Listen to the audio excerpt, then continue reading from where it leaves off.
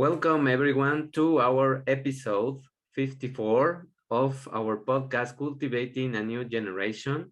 In today's episode, we have a special guest that is going to talk about Boys Don't Cry, allowing your emotions to be expressed. Her name is Kimmy Energy. Welcome, Kimmy. It's a pleasure to have you in my podcast. And she's a spunky, flamboyant firecracker who is passionate about helping her community and the planet to heal. Born and raised in Saskatchewan and a resident of Killam for 23 years, she lived rurally for her entire life. She's familiar with the challenges that arise in rural communities. It's a small space where everyone knows everyone, so people tend to hide their secrets, struggles, and suffering from their neighbors. And as a result, their trauma and shame gets stuffed down where it grows and festers. And what gets it ignored gets passed on to the next generation, as we also mentioned in the book behind me. So she knows this personally. She was raised in a family with this small town mindset of hiding trauma. And as a result, she suffered emotional, mental, spiritual, physical, and sexual trauma.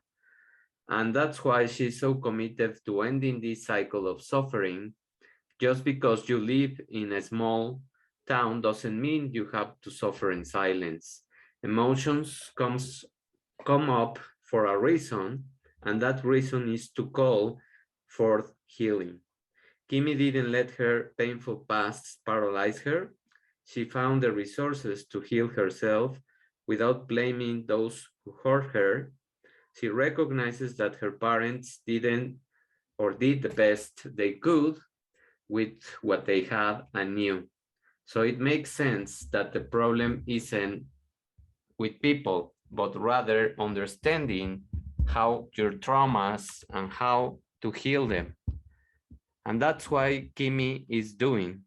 She's educating and helping her community to discover how to understand their emotions and the entire suffering. And there is no need to suffer in silence. You have access to leading edge confidential healing right here in your community. So that's the bio and the trajectory of Kimmy. And we're going to speak about the story and how everything is happening in terms of stuffing those emotions. So welcome, Kimmy, and you can give me your version now of your life. Thank you so much, David. It's quite an honor to be on this program of yours. I I'm just overwhelmed at um, the need for this type of discussion with men or young boys, and even how the work I've started to do has now um, created program for women and young girls as well. I've found out everybody needs emotional awareness. Everybody needs emotional wellness within their lives. And I didn't go through everything I did as a child and a young adult and an adult for no reason. I thought I was at the time, but when I had my awakening or my aha moment to my purpose, it was very, very clear that all of those events led me to an education that you can't have in a book or a textbook, that those life lessons are far beyond anything to support someone else. Okay. And how did that processing of the emotions began with you? I mean, what was the patterns or the signals or the things that started to make you more aware of the damage, and how did you begin your healing journey? Well, it's actually how the process never got started. Right from my first childhood memory, we were never allowed to express or cry or ask questions. My dad was a very abusive alcoholic, and um, if we asked a question or talked back or cried, we would get punishment. Um, Mm. and so you felt bad for feeling something and asking something. You felt shamed and you started to suppress those feelings. So everything you did, um, you questioned yourself. You had no confidence. And my dad was one of the alcoholics that daily told us how we were nothing and we would be nothing. We would never amount to anything. So I never had any confidence to try and put all my effort and time and energy into things. He always said that we would never amount to anything in school. So I never attempted to try school because I'd never learn it. I would be too stupid. Um, so that really does nothing. And to prove that, I wouldn't have good grades because I didn't try. So then we'd get a beating for not having good grades. And we never even tried. And it wasn't until I was in college actually that I actually tried, and learning wasn't that hard and I could do it, Mm. which was very overwhelming for me because to me, I was treated and always felt like the kid that lived on the wrong side of the tracks that had nothing going for them. Had I known at a very young age that I had confidence and I just needed to try, I think things would have been a lot different. However, I needed that lesson and that time of the lesson and to be where I am today. I I wouldn't be the same person as I was. Even if something was painful, like a cut or say an ear infection, um, we were told it didn't hurt. We were told stop being a baby. That doesn't hurt. Um, Quit making things up. So you began to be curious about yourself when your body would say, hey, I have an earache. And you're like, no, no, no, you don't. No, you don't. Nothing, nothing that was going on, um, you could believe about your own body. Mm. And I never knew. I was raised as a Ukrainian Catholic, very strong. And I didn't know about what intuition was. And when your tummy talks to you and things don't align, I never knew that was real.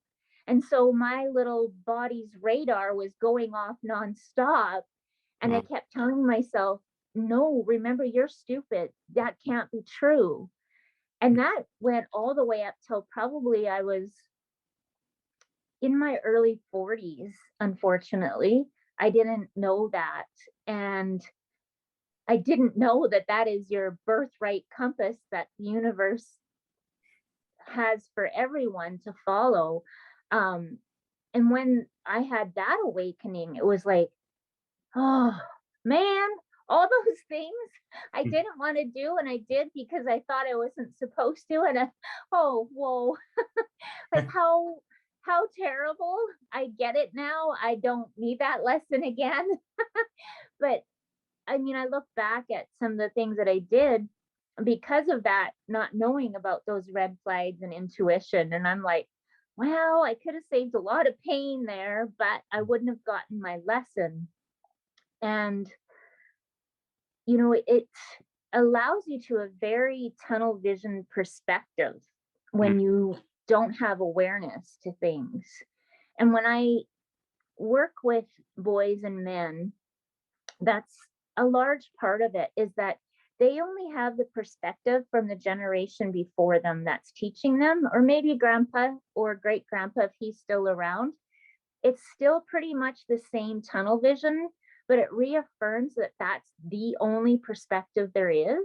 Mm-hmm. and that there isn't anything on the outside. So you don't look to see or move those blinders because this is the way it has to be. This is the way you're told it has to be. But yet your red flags could be going off left, right, and center. And you're not trusting that because this is what we believe in. And if you would just open a little on the perspective, the awarenesses and the questions you could start asking are so tremendous that the advantage to finding out more and having more awareness is so overwhelming just in the little things from day to day. You know, standing in front of the fridge and saying, what do I want to eat? And your brain says one thing because that's what you're supposed to eat, but yet your tummy says, I don't really want that today. Let's have this, and I'll compromise maybe, and we'll have something else later. But when we don't listen to that intuition or that red flag, the growth is very, well, there is none. There isn't. It's not little, there is none. And I was not growing until my mid 40s when I found out what intuition was, and that it was mine and it was a gift and it will never deceive you. You may not like what it's saying at the time, Yeah. but still, it's honest with you. It's always honest with you. And so when I look back at the things and choices I did, could have I created different? Oh, very much so. The thing is to give yourself permission too to let go of that, because at that moment you were making the best decision you could for yourself, because that's only the awareness you had. Now, moving forward, it's totally different, because once you have that awareness, it's up to you now to find the answer, not only with your intuition, but where do I research something? How do I find out more?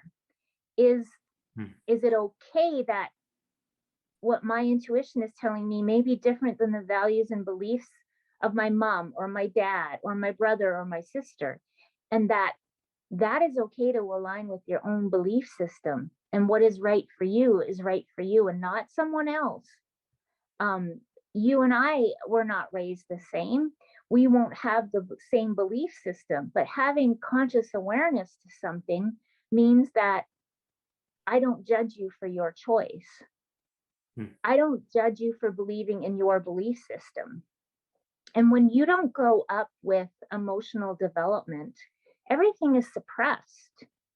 Because take, for example, a little child walking along the sidewalk and trips. The adult with that child yanks them by their arm, and this child is maybe 2 or 3, and it's never seen blood or felt that kind of pain before.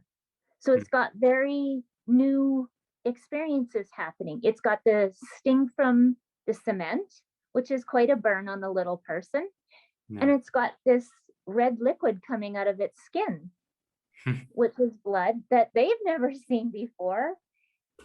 And the instant shock and alarm of that is one thing. That's a trigger, that's a trauma response. So you have that, you have the blood, and then you have the pain of everything. And you don't know why you're crying. And this is all happening within milliseconds of everything. And then picture an adult grabbing you by the arm and yanking you along and saying, smarten up, that's nothing to cry about, let's go. Well, what you've actually done is stunted that growth on pain, on this is going to heal, it's okay, and you know what, you can cry, I know it stings, because it would sting if it was me. And then wondering, well, why can't I have an explanation for this? Why, what is going on? This has never happened to me before. Your brain actually doesn't have a filing system for this. It's got this alert going on right now, but it has no place to put it because it's been shunned. There's been no development or background. There's been no compassion to the pain. There's been no maybe delicate cleaning up of the wound. And so this child is finishing their walk in pain, crying, bleeding, and being yanked by their arm and all of these things. And there's so many learning steps within that little moment. They have no reference system now for anything. And yes, that's a small thing that could happen, Mhm. but the next time that happens, that child's going to feel like, oh, we've been here before and that wasn't good. It wasn't a good experience for us, right? And so when that keeps happening over and over with normal development things that happen in a child's life, that child is walking around on eggshells because it doesn't know how to function, what emotions are, and that it's okay if you hurt yourself and you have a little cry and your eyes water. That's totally fine. Everyone hurts themselves, right? Everyone has a different pain tolerance. Yes.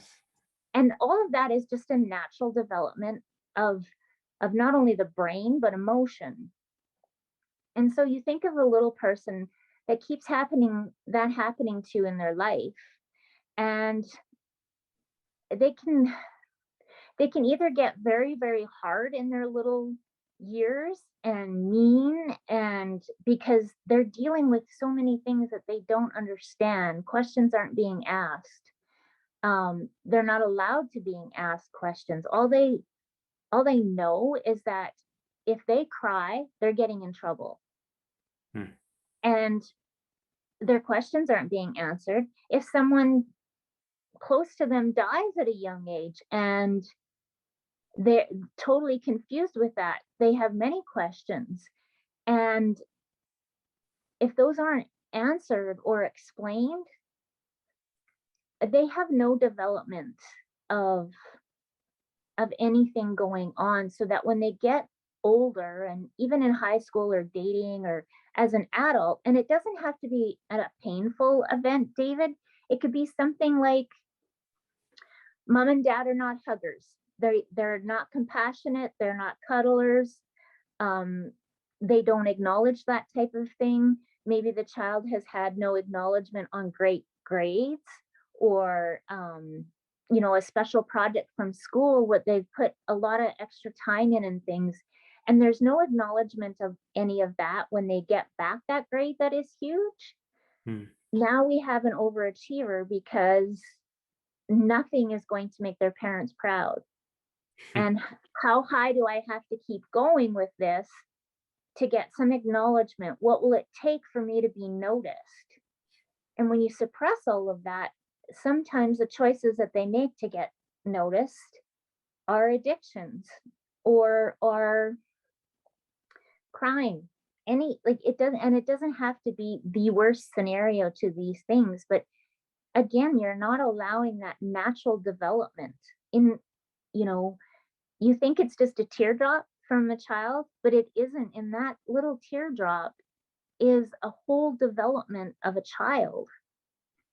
Yes. And, we're taught math and writing and everything in school, but we're not taught this, that it's okay. I mean, I don't know about you, but I grew up with, the golden rule: treat people how you would want to be treated. Well, if you have somebody that doesn't know how to treat themselves, they're not going to be able to treat the next person very kind. No. And if you're the child that's trying so hard to be kind and people are backlashing on you, what's your perception of kindness Yeah. when you grow up? So, we have a lot of screwed up adults in the world. And the thing is like in my bio, it says our parents did the best they could with what they had. And that's the thing.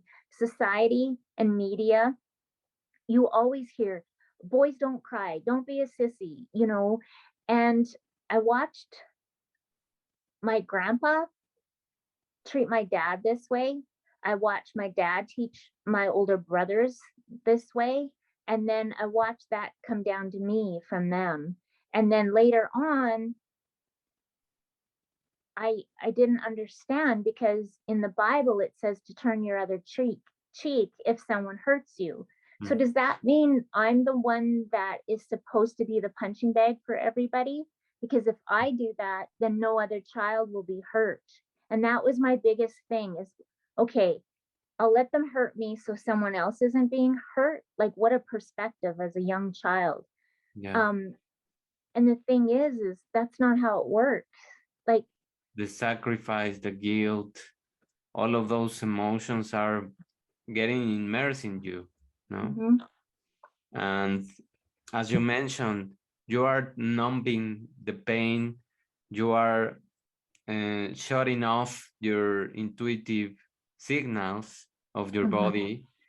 So if anything is happening inside of you that can be much more chronic or um, big in terms of the Yeah, effects that you are going to have, of course, it's going to completely consume you. absolutely. And when you don't talk about these things, then we have something later on in life called assumptions and expectations. Yeah, So I assume you were raised the same way I was, and that this is this is the answer to this question and can only be found out that way. But yet 5 + 4 = 9, but so does 6 + 3. yeah, And your perspective on how you get there is so, again, so tunnel vision that if somebody isn't doing it the way you like it, it not only blows their mind, but their reaction to you is gonna blow your mind. And I think of um a lot of people that before they're married, um if they have these conversations about expectations, and yeah, and I've been married twice. I've done this. yeah. I've done this. I know this. But in with my second marriage, when I had children, I mean, those two children are amazing. And my ex-husband and I created those children. Without our DNA, they would not be the gifts that they are to the world right now. So for anything, I have to be grateful for that because they're a piece of me. And what we've gifted back to the world as a couple, um, we both have to be proud of in our union together. And that's just how it is. Um, should questions have been asked? Of course, absolutely. Do I know now that not just speaking make sure that you're heard? You need reciprocated conversation in a relationship of any kind. You know, um, David, let's say in my religion, I have to and I must eat fish on Fridays. That's it's there's no discussion. That's what it is. If you want to eat something else on Fridays because you're not Ukrainian Catholic, then you go ahead and do that. What could be said is um, the last part. I don't expect you to. If you'd like to support me by doing that, that'd be great. However, you eat what you want. There's, and then you think of bringing two cultures in, um, bringing two cultures in to to a marriage and all the expectations and assumptions within that. And we're only talking about little people developing in their emotion. So it's so huge. And when I do these workshops with men after on emotional awareness, and the program is called #him too, because I, when I was about 46, I sat back and I wondered to myself why I went through what I did to get to where I am. I'm 46. I've been married twice. I'm divorced twice. I have two children. I'm in a town that is not my town. It's my husband's town, and his relatives on both sides go way back here. I'm from another province, and I'm like, what am I doing here? And it hit me. Who better to support men than somebody that's gone through it on that side? Yeah. Um, yeah, and then my career took off. It just blossomed, and I needed more. At that time, I also found out that I had healing gifts of being able to put my hands on somebody or being at a distance to help someone heal. And that was very overwhelming for me, only because I was Ukrainian Catholic and I didn't know that Ukrainian Catholic women were healers in the underground because they were being persecuted if it was found out that they could heal people. Mm. And I never knew that because we didn't speak about it in my family, but yet I'm my with my lineage, I'm right on par. I'm supposed to be doing what I'm supposed to be doing. So it just took a little longer, you know. It took a little longer for me to get going because I didn't know any of that because there were no discussions as a child. You just shut up and took it. You sat in church, which was in Ukrainian language. So you sat there as a child, not understanding the language, and you're supposed to behave and you get the lesson from the priest and it's like I don't even know what he said. Like what am I supposed to take home with this? Don't get me wrong, I love the tradition of the Ukrainian Catholic, of being Ukrainian Catholic, like Ukrainian Christmas and Easter and all the holidays. That tradition that my mom and grandparents taught me it's so amazing, and I continue it with my kids to this day. But yeah, it's not a way to teach children to be because they haven't got a concept of, I mean, they don't even know what's being said, never mind develop anything with it. You know, that's another thing. And I would ask questions in church and I would get hit or slapped in the back of the head because I was asking questions. Well, I didn't understand it. Yeah, so, and so that's wanting to learn, I was actually shunned for learning. And then I was told I'd never be anything. So why am I asking questions? yeah, Why do you want to know? You're just going to be dumb. Well, it's like, okay, I give up. Like, it's reinforcing the cycle. oh my goodness, yes. And as you mentioned, it replicates because here Mhm. in Mexico, I believe that also there are a lot of people and there is a lot of baggage that all it is also mainly a Catholic religion. Yeah, So it is also being taught that you have to do what your parents do and you don't have to ask. yeah. My mother and I just recorded an episode in Spanish because I also do an Spanish podcast. Mm-hmm. And during that podcast, she spoke about also many of the things that happened to you, which was that my grandfather hit her a lot because Mm-hmm. she didn't want to go to church because probably she didn't even understand what they were saying and she was more Oh, interested in science.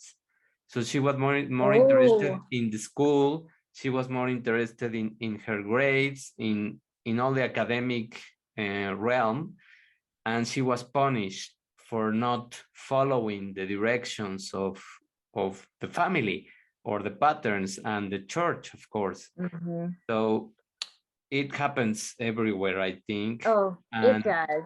It and does. indeed, what you say is that adults at certain points in the past, of course, never had also the opportunity to find out what was the emotions. They were not interested in that. It was just a non-stop cycle that they Mm-hmm. were just um, epigenetically being passed on.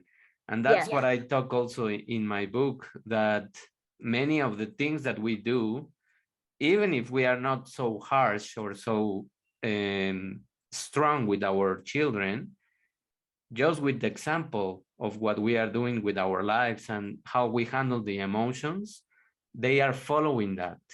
Mm-hmm. And they are just going to grow up in the same way because that's what they saw. That's the first example that is going to be imprinted in their mind. Yep. And And too, it's not only what we see that we do. What doesn't align with us, even though we don't yeah, know it's our intuition. What doesn't align with what we're seeing, or what is being said to us, that too is a huge lesson in what I don't want to be when I grow up. Yeah. I don't want to do that. And I didn't want to beat my children like my dad did. And then when my parents got divorced, my mom was at such a state in her life, emotionally and mentally and physically exhausted from daily beatings. There was no mental health then. There was no women's shelter. There was no food banks. Like, we went without food, we went without power and heat, and it can get pretty cold up here in Canada in the winter. Yeah. You know, and so those two are very, very valuable lessons on how we not want to carry on certain things. We don't know it at the time. I didn't know it at the time. But when I became a mom, and the first time I held my daughter, it was like, oh my gosh, none of this is coming forward for this baby ever. You know, I don't, as a choice, I don't have to let my dad ever see her or know her. He doesn't have to taint her with his toxicity. Yeah. And that's also something that when we start diving in this awareness of the emotions, and when we start recognizing our intuition, that's also something that you start developing, protecting your children. And instead of overprotecting, it's more than explaining. Yes. Explaining and allowing them to come to their own reasoning, in Yeah. spite of them being small in age. They can already think different. That's what I try to do with my daughter. Yeah. I always try to explain her many of the natural things that happen in the best way that I can. And usually also I try to explain her the type of emotions, or when I see some manipulation that any kind of adult is trying to do by playing certain roles. And I try to explain her that what they are doing is a kind of manipulation so that she can feel bad, and then she feels guilty. So explaining all of those things, because in the adult world, they are going to see a lot of frames, a lot of patterns, a lot of different perspectives, as you mentioned. But once you recognize those things, you can easily teach them how to spot them. And as Oh you yeah. say, they open their wide vision. Yeah. They are Yeah. not inside a bubble of doing what they Yeah. are told. No? Yeah. Yeah. It's pretty amazing. Yes. And you know, we still can support the men in our lives that have gone through this, but wouldn't it be so amazing not to have to fix little boys when they're adults Or because they already know this? And the same thing with girls. Like, yeah. you know, you cry too much. You're too much of a sissy. Why do you always cry? Like, you cry because you have awareness to things. You're not a sissy. You actually feel more than the next person does because they're not walking around on eggshells wondering what's going on all the time. Yes. Yeah, it's pretty amazing. That's what I think that every society should be teaching, trying to clean all of those marks, all of those beliefs, all of those patterns. But as you mentioned, many of those things come from not having time for you. I was also talking with a friend today, and I was telling her that society has changed a lot since this pandemic stage, Oh yeah. I really can notice that many people, at least in this side of the world, in Mexico, and they are Mhm. immersed in work. They are immersed in doing the things of being a parent and Mhm. being doing house chores, and also the things that they have to do for their work, but they don't even have 10 minutes for themselves. So if they don't have 10 minutes, if they don't have some time, they are not going to process anything, and they are not going to evolve or learn or see the things that are really happening. So they are just going to go with the media, with the mainstream things that they are being fed, no? So if we keep doing that, then the next stage is, of course, is the digital uh, Yeah. And traps. what is the child that is seeing that parent do that? What is going through their little minds? Yeah, Mom and dad don't even have 5 minutes for me. 5 minutes for me. they give them the iPad or the iPhone or Yeah. whatever, and they just keep them busy also. So Yeah. they are just numbing in a different way, not with hitting or with Right. But hurting them. affection and compassion and just daily life lessons. Yes, but the No, emotions are not being expressed. no, They are not no.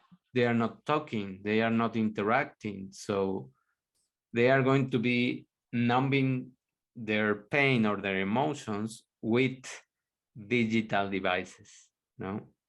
And I think too, like someone said to me, Kimberly, you got your lessons in life very early. And some people coast along and they get their lessons later on and they're harder. And I don't think they're harder. I just think that you don't have the tools in your toolbox along the way. So the impact is greater on that lesson. And I don't know. Would have I loved a different childhood? Oh my goodness, yes. But um I don't know. I don't think you can. I wouldn't give up where I am now. No, I mean we are a product of everything that we Mhm. have been through, and of course many of those things is what has been driving us to where Mhm. we are today. No, Yeah. I also was not like I just started this 5 years ago. So 5 years ago, I decided that I needed to go in a different path and into this realm of wellness and health, and with the background of science. But I also was, well, I always have time for me. That was something a priority for me, because I really needed to disconnect from the things. No, I I don't know if I was a rebel as a child, but I was also not very easy to follow with the instructions, in terms of I don't like that, I'm not going to do it, and that's it. There's no discussion, even if sometimes also I receive some hit or punch or whatever. Yeah. So I said, I don't know, but I don't like that. So I always have been following what I want and what I feel. So whenever I feel that I am not belonging in certain environment or certain things, I just drift off and I go Mhm. in a different direction. And Yeah. that's the compass that you mentioned, no? Yes. Yes. And that, oh man, like I will never doubt that again. And No. and there's times it's told me something and I'm like, oh darn it, I wanted it to be this instead of that. But okay, I know that you wouldn't lead me or take me there unless it was safe, unless there was something greater for me. Yeah. So I will stop trying to control the situation, the outcome, and the delivery of it. And regrettably, I will follow you. And yeah, you just when life gets really heavy and I forget that that is my guidance system, and I think it should be saying something different to me than what it is, I actually stop and I either get down on my knees right there and I give up my hands and I, I say to the universe, I'm sorry, I'm trying to control this and it's not working and I keep making mistakes because I'm trying to control it. Yeah. Forgive me, like get me back on track. And if I can't visually or like get down on my knees, then I'll virtually do it in my head. And it just changes automatically. That energy just changes. So what would you tell people that are watching that and they can do whenever they feel that they are being not able to express their emotions? What would be the best advice for anyone cursing those things? Well, I think to take a step back and not to try and prove that your right is right and that other person is wrong if it's a confrontation. Take a step back and ask yourself, one, is this person capable of hearing what works for me? Because sometimes they can't even hear your words. Yeah. Their perspective is so like, what do you mean you don't agree? you know they can't even hear your words. Like, Yeah. it honestly hurts their ears. And what is right here that I'm not getting? Yeah. And sometimes that's like just to step back and step away, Of course. and then realize and really sit and think, like, what is the energy, what am I feeling right now? Why is it off? Why can't I feel it? Am I too mad because I'm trying to make my judgment come across as a conclusion? Because there you can't be non-judgment and have a conclusion. The two don't exist together, right? Yeah. And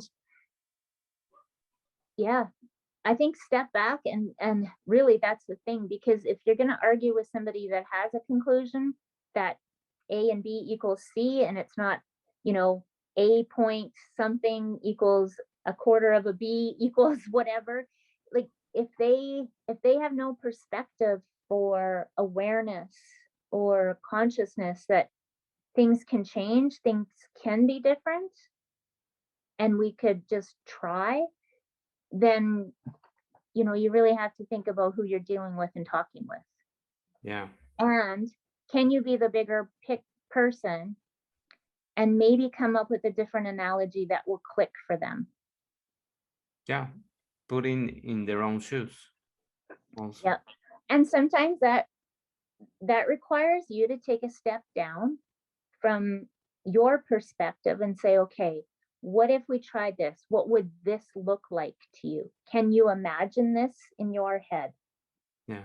And a lot of times once they have that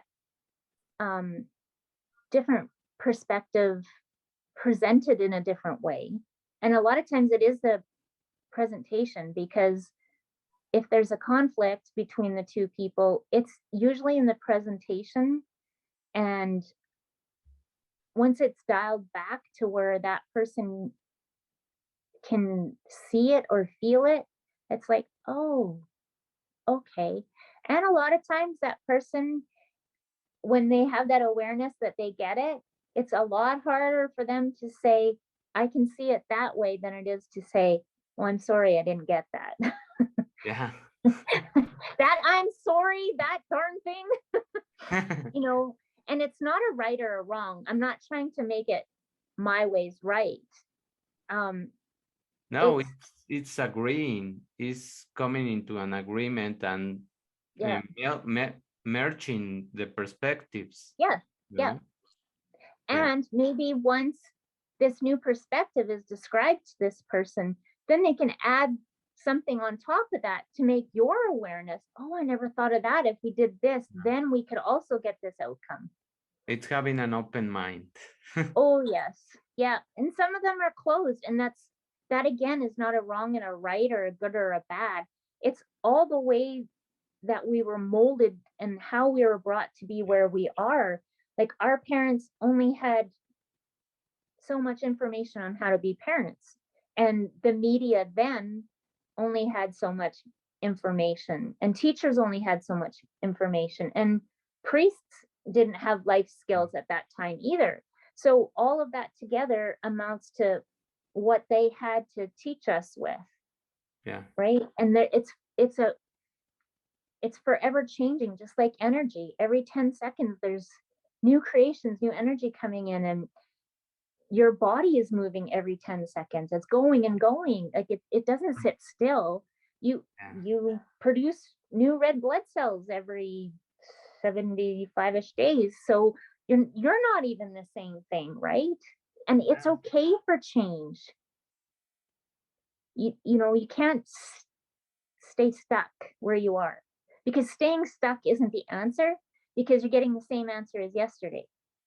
We can only evolve and improve our way of life and awareness if we change.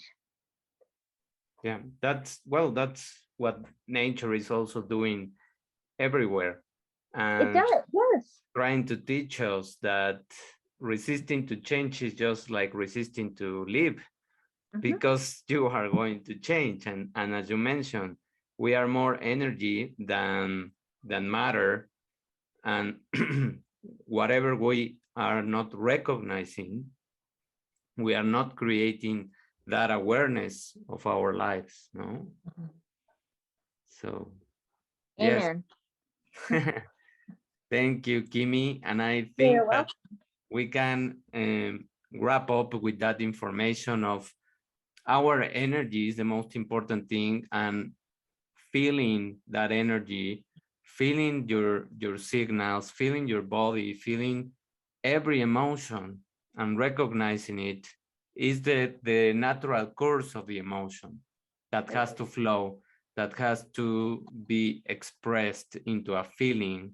And then, of course, the feeling will come up with an action, but it will be much more conscious if you already know what you are feeling.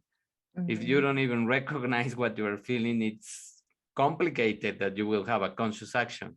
So that's what we can finish with. And I hope that many people resonate with this message. Me too. We encourage people to give us the comments, to share questions. And if you want to share something about your story, please do it, so that we can start also reflecting on those things. Thank you very much for being here, for paying attention, and we will listen to each other in our next episode. Bye. Thank you, David. I hope we get to do this.